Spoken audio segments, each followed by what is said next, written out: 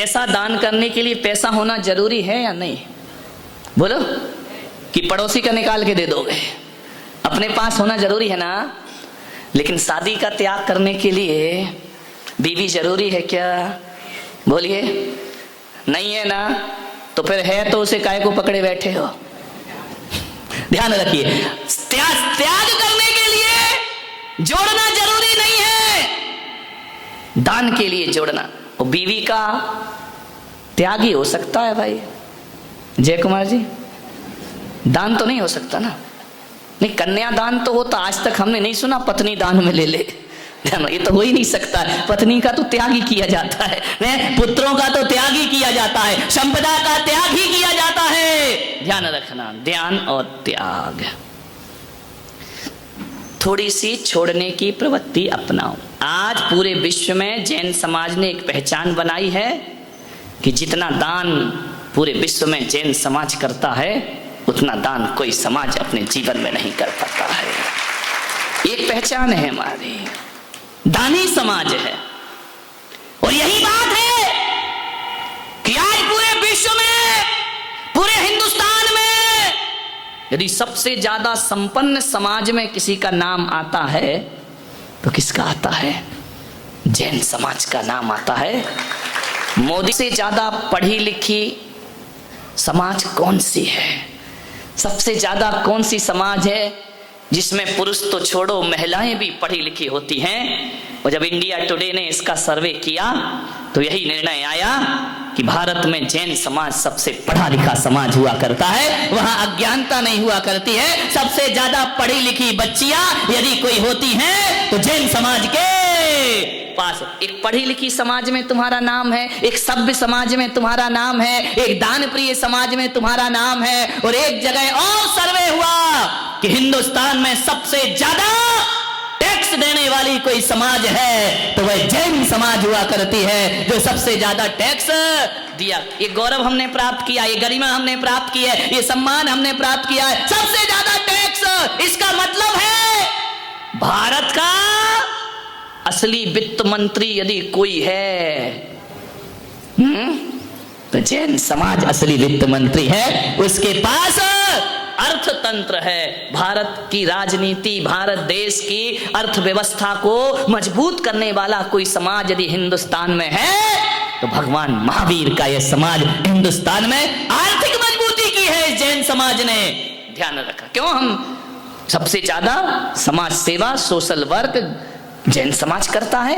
और आज ये पूरे हिंदुस्तान में देख लिया जाए तो सबसे ज्यादा गौशाला यदि संचालित हैं तो जैन समाज के द्वारा संचालित हैं, और समाजों की हैं। लेकिन जिस तरह से जैन समाज जीवों के प्रति करुणा भाव रखता है, ये हमारा गौरव है, ये हमें पूर्वजों से प्राप्त हुआ है और आज भी चला जा रहा है। ध्यान रखिए, त्याग तपस्या का धर्म, उत्तम त्याग का दिन है। हम वो लोग हैं जिन्हें दिए बिना चैन नहीं पड़ता। मान्यवर, मैंने बहुत समाज देखी, ऐसी समाज नहीं देखी कि जो स्वयं के भोजन की उतनी चिंता नहीं करते, अपने पेट भरने की चिंता नहीं करते। सबसे पहले अपने भोजन से पहले गुरुओं को भोजन कराती है। वो समाज कोई है तो वह जैन समाज हुआ करती है। और एक बात और ध्यान रखना, जैन गुरु वो होते हैं, ये बाबा बैरागी नहीं होते हैं, ये मुनि होते हैं, ये संत होते हैं। जैन संत वो होता है जो पहले देता है फिर लेता है। आहार कब करूंगा?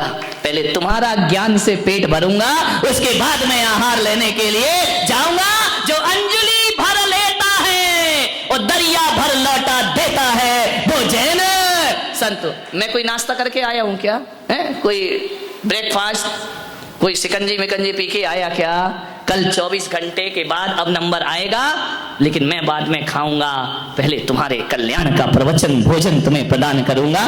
भूखे रहकर प्रवचन देना ये जैन संतों के बस की ही बात है, वरना लोग खाते हैं पीते हैं, फिर आके लंबी कथाएं चलती रहती हैं, घंटों पूरे पूरे दिन चलती रहती है। जैन समाज में ऐसा नहीं हुआ करता है। और मेरी समाज तो वो समाज है कि जब तक मंदिर ना चली जाए अन्न का दाना भी अपने मुख में डालती नहीं। कुछ बेईमान है, उनकी अपन बातें देखो, अच्छी बातें करो, बेईमानी की बातें काहे को करना है, विचार करना है, सोचना है। मान्यवर, हमारी समाज का गौरव है, त्याग है, तपस्या है हमारे पास। आज हजारों लाखों मंदिर देश में हैं, लेकिन यदि सर्वे कर लिया जाए तो जितनी मंदिरों पे श्रद्धा जैनियों की है, हमने अपना भगवान कहीं भी नहीं बिठाया। ध्यान रखना, हम अपने रहने का मकान छोटा बना लेते हैं, लेकिन भगवान का मंदिर आलीशान बनाया करते हैं। ये हमारी समाज की गौरव करेगा। आलीशान मंदिर है, करोड़ों करोड़ों रुपए के मंदिर हैं। भगवान का भक्त टूटे फूटे में रह लेगा, लेकिन मेरा बाबा, हमारी आस्थाएं, हमारे भगवान, कभी देखे कि यहाँ वहां कहीं नली नाली के पास, कहीं कचड़े के पास, कहीं यहाँ जैन मंदिर बनाओ? कभी जिंदगी में नहीं। ध्यान रखना, हम अपनी आन बान और शान से अपने भगवान को विराजमान किया करते। ये हमारी संपदा है। मान्यवर, सोचना है, दान करो, ये प्रवृत्ति जिंदा रखो, एक आदर्श समाज में हमारा नाम आता है। मान्यवर, मैंने यहाँ के मंदिर देखे, बड़ा सुंदर मंदिर, आलीशान मंदिर, भगवान की प्रतिमा देखते ही बनती है। यह मेरा दुर्भाग्य है कि मैं रोज वहां नहीं जा पाता, लेकिन बहुत सुंदर मंदिर। मैंने फलटन के मंदिर देखे, मैंने यहाँ के मंदिर देखे, इतना भव्य मंदिर, ऐसा मंदिर, यदि मैं सुबह से शाम तक तुम्हारे घरों में घूमने चला जाऊं तो शायद इतने सुंदर तुम्हारे मकान नहीं होंगे जितना सुंदर भगवान का मंदिर हमने बना रखा है। ये आस्था है। एक आदमी ने पूछा कि महाराज, कितनी भी गरीबी आ जाए, कितनी भी नोटबंदी हो जाए, कितनी भी जीएसटी लग जाए, जैनियों को फर्क नहीं पड़ता है। अपने काय का फर्क पड़ता है? ले ले भैया, और ले ले, जितना तू हमसे टैक्स ले रहा है उतने की तो हम बोली लेके छोड़ दिया करते हैं। घबराने की जरूरत क्या? उतना तो जैनी एक ध्वज चढ़ाने में करोड़ों रुपए लगा दिया करता है। जितने की तुम बोली, जितने का तुम जीएसटी लगा रहे हो, उतनी मेरी समाज का आदमी मुनियों को पिच्छी भेंट करने में अपना पैसा दे दिया। क्या कमी? अपने को कोई फर्क नहीं पड़ने वाला जीएसटी में एसटी से। फर्क उन्हें पड़े जिनके घोटाले हो, जिनके ग्राम काले हो। अपने यहाँ तो सब नंबर 1 चला करता है, टेंशन वाली कोई चीज नहीं। क्या फर्क पड़ा? देखो, नोटबंदी हुई, सबकी दुकानें बंद, सब जगह व्यापार में गड़बड़ा हो रहा है। नोट नहीं है, नोट नहीं है, नोट नहीं है। आप विचार करिए, नोटबंदी से दुकानें तुम्हारी बंद हो गई, नोटबंदी से, जीएसटी से तुम्हारे धंधे में फर्क पड़ गया, हमारे में कोई पड़ा क्या? बताइए। हमारा धंधा तो वैसा ही। मुनियों की सभा में तो आज भी करोड़ों ही बरस रहे हैं। कितने भी मोदी लगा दें, जैनियों के पास किसी चीज की कमी नहीं। एक आदमी ने पूछा कि जैनी भीख क्यों नहीं मांगता? ध्यान रखना, करोड़ों भिखारी दिख जाएंगे देश में, जैन नहीं मिलेगा भिखारी। पूछ लेना तेरी जात क्या है, जैन गरीब मिल जाएगा लेकिन भीख मांगते नहीं मिलेगा। जैन रिक्शा चला लेगा, जैन महिला गरीब होगी, कपड़े सिल देगी, रोटियां बना देगी, लेकिन भीख नहीं मांगेगी। ध्यान रखना। मैंने सोचा कि ऐसा क्यों है। कोई भी जैनी, बिठला, कितने भी भिखारियों से पूछ लेना कि तू जैन है तो कहेगा नहीं। क्यों? क्योंकि जैन समाज में पैदा होने वाला इतना पुण्य तो लेकर आता है कि 2 वक्त की रोटी खुद कमा के खा लिया करता है। इतना पुण्य तो जैनी लेकर आता है, उसे हाथ फैलाने की जरूरत नहीं पड़ा करती है। जैनी इतना पुण्य लेकर के आता है कि उसे भीख मांगने की क्यों? ये पुण्य कहां से कमाया जैनी ने? कहां से कमाया? अपने बाबा से। अरे मेरे भाई, एक आदमी बोला कि महाराज ये तुम्हारे भगवान नंगे क्यों रहते हैं? तो हमने कहा तुम्हारे कपड़े क्यों पहनते हैं? विचार करो, विष्णु जी के पास लक्ष्मी थी नहीं थी? विष्णु की पत्नी विठ्ठल लक्ष्मी थी ना। तो विष्णु जी जब बैकुंठ गए तो लक्ष्मी को साथ ले गए, और हमारे भगवान जो लक्ष्मी थी वो इन्हें दे गए। अपने तनकारी कपड़ा उतार के फेंक दिया, अपने यहां से कुछ लेकर नहीं गए। जैनों के भगवान कपड़े भी उतार के दे जाते हैं। तो जिसका भगवान अपनी समाज के लिए कपड़े भी उतार देता हो, वो समाज कैसे गरीब रहेगी? उसके पास कहां से भीख मांगने का अवसर मिलेगा? ध्यान रखिए, हमारे भगवान ने तो अपनी समाज को समृद्ध करने के लिए एक टाइम का भोजन तक त्याग कर दिया करते हैं। वो जैन संत, अरे महल भक्तों को दे दिए, जंगल खुद अपना लिए। वो जैनों के भगवान जो खुद जंगल में रहते हैं और महल भक्तों के हवाले कर दिया करते। ध्यान रखना, हम क्या करते हैं, एक मुट्ठी चावल ले जाते हैं और भगवान को चढ़ा देते हैं, फिर उसमें से एक दाना भी खाते नहीं हैं। हमारे यहाँ निर्माल्य है, हमारे यहाँ पाप है। ये जो चढ़ावा है इसको खाना पाप माना जाता है, निर्माल्य माना जाता है। हम लेते हैं तो जब हमारे भगवान देखते यार बेचारे के पास कुछ नहीं था, एक मुट्ठी चावल था गरीब के पास, वो भी यहाँ चढ़ा गया, अपने लिए एक दाना भी नहीं ले गया। तो फिर जैनों के भगवान सोचते हैं जिसने एक मुट्ठी चावल यहाँ रख दिया और उसके घर बोरे भर के भिजवाने का काम मेरा काम हुआ करता है। इसीलिए जैन कभी भीख नहीं मांगता। हमने जो सामग्री चढ़ा दी तो चढ़ा दी, अब उससे हमारा कोई संबंध नहीं है, वह तो छोड़ दिया जाता है। ये थोड़ी कि एक नारियल चढ़ाया, इतना सा चढ़ाया, इतना खा गए तो भगवान को क्या मिला मेरे भाई? ध्यान रखना, जैन ऐसा नहीं करते हैं। जैन ने जो दे दिया, तो एक सेठ था बहुत बड़ा, बहुत पैसा था उसके पास, एक सभा में बैठा था सबसे पीछे, और पूरा गांव जानता था कि ये सेठ कंजूस है, पूरा मक्खी चूस है। इतना कंजूस सेठ 1 रुपया भी दान नहीं कर, पीछे आके बैठ जाए। एक दिन उस सेठ ने कमेंट्स किया कि क्या होता है पैसा वैसा दान करने, कमाए हम, पैसा तुमको दे दें, कोई बात नहीं, बैठे रहो सेठ जी। एक दिन उसके दिमाग में नहीं जाने क्या सूझा, ऐसे ही सनक गया, बारामती के सनक जाते हैं ना, ये कभी 11,000 की बोली तो कभी लाखों में चली जाती है। बस मूड बनना चाहिए इनका, बस मूड नहीं बना तो आप पुलक सागर भी कुछ नहीं निकाल सकते। तो मूड बन गया तो ऐसे बरसेंगे जैसे मानसून आ गया हो। ये बारामती का काम है। लेकिन एक बात पक्का है कि जैनियों का पैसा बहुत पैसा है, लेकिन निकाल हर कोई नहीं सकता। ध्यान रखना, 3 ही लोग निकालते जैनियों का पैसा, एक तो डॉक्टर जे, एक तो डॉक्टर निकालेगा पैसा, लो जमा करो, फीस जमा करो। एक जैनी का पैसा डॉक्टर निकाल सकता है, दूसरा दामाद।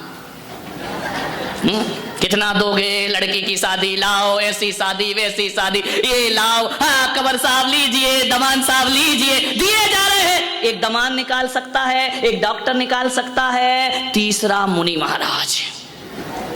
मुनि तो इतना फास्ट निकालते हैं तुम्हारा पैसा कि जिंदगी में दमाद और डॉक्टर ने नहीं निकाला होगा, वो मुनि। वरना इन 3 के अलावा पत्नी भी तिजोरी में हाथ नहीं लगा सकती। ध्यान रखना, मान्यवाद, मुनि ही पैसा निकाल सकते हैं। और एक बात बताऊं, मुनि के आगे क्या लगता है? 108। सुनना बारामती वालों, पैसा नहीं निकाला तो जे की 108 आएगी, समझ गए क्या? और यहां निकाल दिया तो ये वाला 108 आएगा। ध्यान रखना, विचार करना। 108 मुझे भी है। एम्बुलेंस का नंबर क्या होता है? 108 ही होता है ना। मुनियों को दे दो, नहीं तो 108 आएगी। ध्यान रखना, मान बस सोचना है आपको, विचार करना। वो सेठ कभी दान नहीं करता था, एक दिन सनक गया, ना जाने दिमाग को क्या सूझा, 1 लाख की बोली ले ली। इतनी तालियां पंडाल में, इतनी तालियां। अरे लोगों ने कहा यार ये महाराज तुम रेत में से तेल निकाल रहे हो। अब महाराज ने कहा भाई देखो ये काम तो हम ही कर सकते हैं, दुनिया में और कोई दूसरा नहीं कर सकता है। रेत में से तेल निकालना, उससे 1 लाख की इतनी तालियां बजी। करोड़ों की बोली ले तो उतनी ताली नहीं जितनी मक्खी चूस की तालियां बजी। पूरा समाज पलट पलट के देख रहा, ये चवन्नी गिर जाए नाली में तो उठा के रख ले हाथ धो के, ये बोली ले रहा है। लोगों को हुआ ले तो रहा है, देगा या? अब ट्रस्टियों को तो यही चलते रहता है कि देगा नहीं देगा, ले तो लिए, नहीं आया तो इसका भरोसा क्या है इस आदमी का? उसकी कोई साख नहीं थी, कोई इज्जत नहीं थी, बोली ले ली। पसीना तो आ रहा है ट्रस्टियों की, ये वसूली कैसे होगी भाई? ये ले तो गया है, ध्यान रखिए। मन में लफड़े बहुत होते हैं समाज में। बोली ले ली उसने। अरे बोले सेठ जी आइए आइए, स्टेज पे बुलाया, माला डली, शाल उड़ाई, मोमेंटो दिया।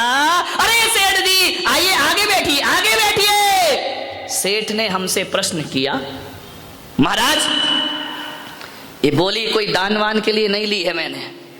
पूरी सभा में सन्नाटा, गड़बड़ कर रहा है, दिखावा कर रहा है क्या? बोले ये बोली लेके मैं ये पता कर रहा हूं कि तुम्हारी सभा में भी पैसों का सम्मान होता है। आपकी सभा में तो किसी का भी हो सकता है, गरीब का भी हो सकता है, लेकिन महाराजों की नजरों में भी पैसे वाला महान होता है। कैसे बीतरागी हैं आप? पैसों को माला पहना रहे हैं। मैंने पैसा दिया, माला पहनाई। तुम्हारे यहां भी गरीब अमीर का भेद होता है क्या? तुम्हारे यहां भी पैसे वालों की कीमत होती है क्या? मैंने कहा बिल्कुल नहीं। तो बोले अब देख तो रहा हूं, 8 दिन से आ रहा हूं, किसी ने स्टेज पे नहीं बुलाया, आगे नहीं बिठाया। आज बोली ली तो ये माला डाल दी मेरे गले में, स्वागत हो गया। मैं पीछे बैठ रहा हूं तो आगे बिठा रहे हैं। क्या तुम्हारी सभा में भी पैसे की जय जयकार होती है? मैंने कहा बिल्कुल नहीं। तो बोले मैंने तो देख लिया, अजमा लिया। ऐसा तो आपके मन में भी आता है ना, महाराज तो पैसे वालों के हैं। ध्यान रखें, पैसा वाला क्या करेगा हमको ये बात बताइए। मैं पैसे वाले के घर आहार लेने जाऊं तो वो हीरा मोती खिलाएगा क्या? मुझे क्या खिलाएगा? दाल रोटी खिलाएगा।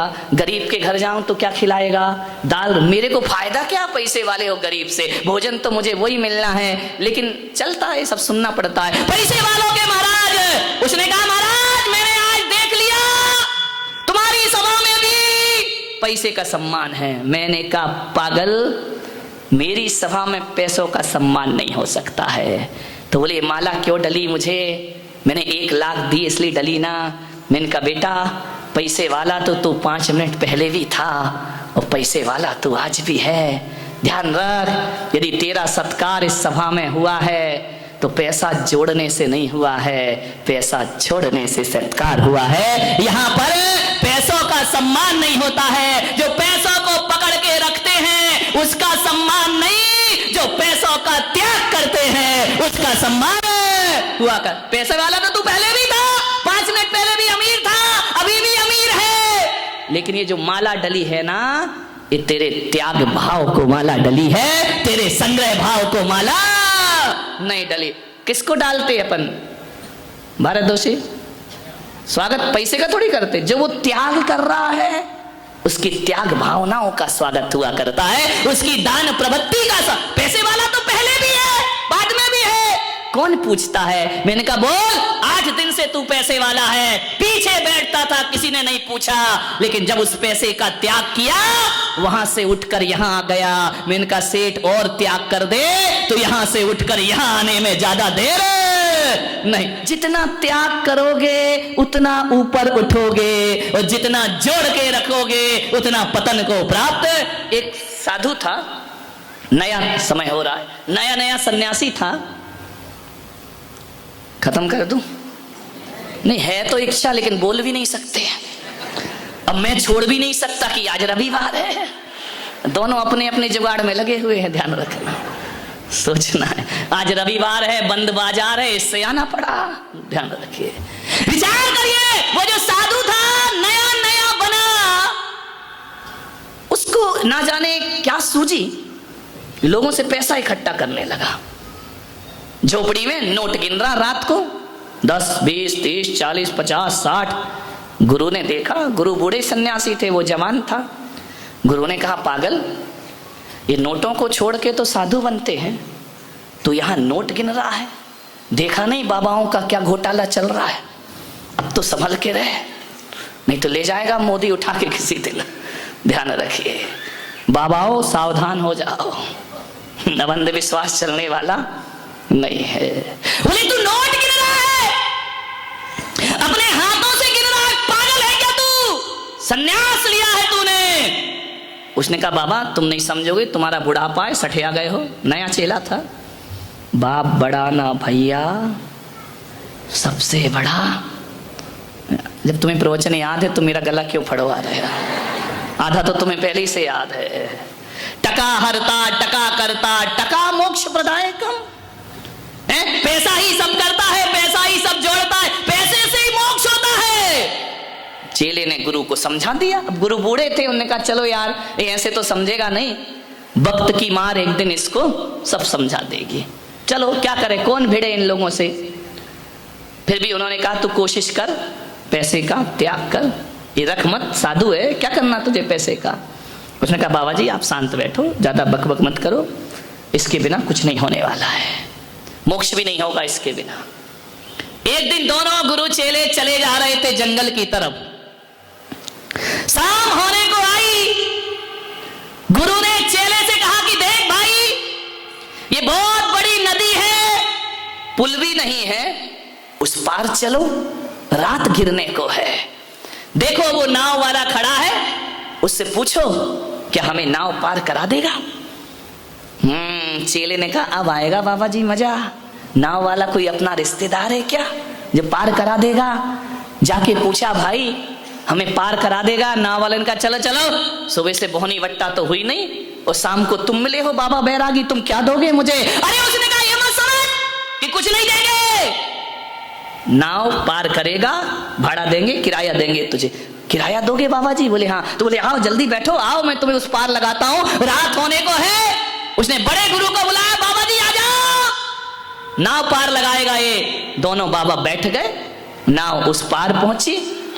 अब युवा सन्यासी ने जेब में हाथ डाला, कर कराते नोट बाबा के मुंह पर दिखाए और कहा देखो बाबा, बाप बड़ा ना भैया सबसे बड़ा, आज ये रुपया नहीं होता तो रात वहीं गुजारना पड़ती। बड़ा उपदेश दे रहे थे, पैसा मत रख, पैसा मत छू, पैसा मत छू। तुम्हारी बातों में लग जाता ना तो सारी रात वहीं गुजारते खुले में। देखो आज ये नोट थे तो हम नदी पार हो गए। गुरु मुस्कुराए। गुरु ने कहा तुझे अभी भी समझ में नहीं आया? बोले अब क्या समझना, जेब में पैसा नहीं होता तो नाव पार नहीं लगती। गुरु ने कहा पागल, जेब में पैसा होता तो नाव पार नहीं लगती। बोले कैसे उल्टी बातें करते हो। बोले तू कह रहा है कि पैसा नहीं होता तो नाव पार नहीं लगती, और मैं कह रहा हूं कि जेब में पैसा होता तो नाव पार नहीं लगती। बोले क्या मतलब? बोले पागल कितने पैसे लिए इसने? बोले 100 रुपए लिए। तो बोले 100 रुपए में नाव पार हुए हैं? बोले बिल्कुल, पैसा दिया तब हुए हैं। अरे बोले पागल, जवानी में लड़खड़ा रहा है, 100 रुपए में नाव पार नहीं हुए, 100 रुपए के त्याग में नाव पार हुई है। ये 100 रुपए तो जेब में रखता तो नैया पार नहीं होती, ये त्याग कर दिया तो नाव पागल। यदि 100 रुपए के त्याग से नाव पार हो सकती है, पूरा त्याग कर दे संसार से पार हो जाएंगे। ध्यान रखना, लोग को नोट दिख रहे, उसे त्याग दिख रहा है, बाबा को दिख रहा है। अब बताओ यदि वो 100 का नोट दबा के रखता तो नाव वाला उस पार लगाता क्या? उसने 100 का त्याग किया तो नैया पार लगे। उत्तम त्याग कहो जग सारा, औषधि शास्त्र अभय आहार। ध्यान रखिए।